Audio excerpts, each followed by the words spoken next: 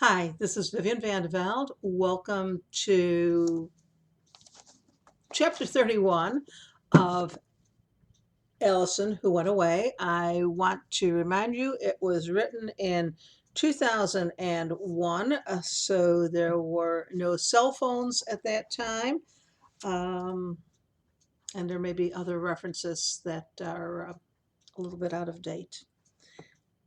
Chapter 31. The next day is one of our phys ed days, and somebody gives Coach Miranda a hard time about something or other, and somebody else laughs, and the next thing we know, she has us running up and down 4 flights of stairs 25 times. My hair starts to grow. They have showers at Mother of Sorrows, but I have no idea why, unless they're for the after-school jocks, because Coach Miranda never has us use them.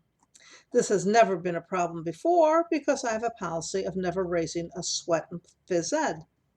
On this particular day, however, there are 25 girls in the ladies' room washing our faces in the sinks and splashing water on our armpits so that we won't cause our classmates to pass out when we enter afternoon classes. The cramped accommodations being what they are, and the rest of us being ticked off at the two who smart-mouthed Miranda, the ladies' room ends up quite wet, and my hair grows some more. By the time I make it to Cardinal O'Gorman for rehearsal, my hair looks like Michael Jackson's did in the 1970s. An hour of hectic dancing doesn't help. During our break, Connie forces me to sit down next to Matt Burke, even though it's obvious that Matt is busy trying to get a conversation going with Sigrid. When Matt glances in our direction to answer Connie's insistent, "Hi," Sigrid says, "Excuse me," and slips away.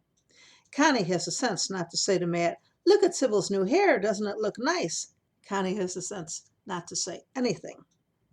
We sit there on the edge of the table, silently drinking from our bottles of pop. Matt sulking because Sigrid is gone. Connie and I sulking because Matt is ignoring me. I've taken my glasses off, which I do every break, so I can hardly see a thing. But somebody walks by, and then Mary Amber DeFranco's voice calls out to me. Now, she's seen me all day, but she picks this moment to ask, "Was Sister Beatrice using your hair to do experiments in static electricity today?" Being real quick on my feet with sarcastic comebacks, I say, no. Connie says, real loud as Mary Amber is walking away, "Don't pay any attention to her. She went to Kmart for a liposuction procedure, and they accidentally sucked her brain out through her belly button." I think that's a pretty good rebuttal and turn to Matt to see if he's as amused as I am. Matt, on the other hand, has finally taken notice of my hair. He's looking at me with this expression of part shock, part wonder, and part disbelief. We're sitting close enough that I have no trouble at all making any of this out. We're also sitting close enough that I'm beginning to notice a peculiar smell. Matt might be drinking from a bottle marked ginger ale, but it sure doesn't smell like ginger ale. He's got beer in there, I realize. Mary Amber is calling back to Connie, "You need a personality transplant." And Connie retaliates, "You need a personality." And all this while, Matt still hasn't taken his eyes off my hair or said a word. "Mary Amber's a vicious little ferret," Connie says. "Don't you think so, Matt?" Matt says nothing. "I think Sybil's hair is cute," Connie says. Matt says nothing. "Matt," Connie says sharply. If we were in a World War II movie, she'd slap him in the face and tell him, "Snap out of it." Matt's gaze finally diverts to Connie. The daze is beginning to dissipate. All in all, I'm still putting his lack of connection down to what he's been drinking. "Yeah," he says, but then his eyes are drawn back to me again. "Excuse me," I say. "Maybe I can find a spare razor somewhere and just shave every bit of hair off my head." I go back toward the auditorium and nearly run down Spencer Pabrinkas, the guy in charge of the lights. He reels back from me and says, "Your hair!" I'm about to tell him to shut up when he says, "I love it!"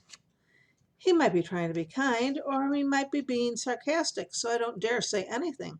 He says, "You must be really pleased with it." "It," I say, is taking some getting used to. I love hair with an attitude, Spencer says. With this hair, I guess he'd pretty much have to.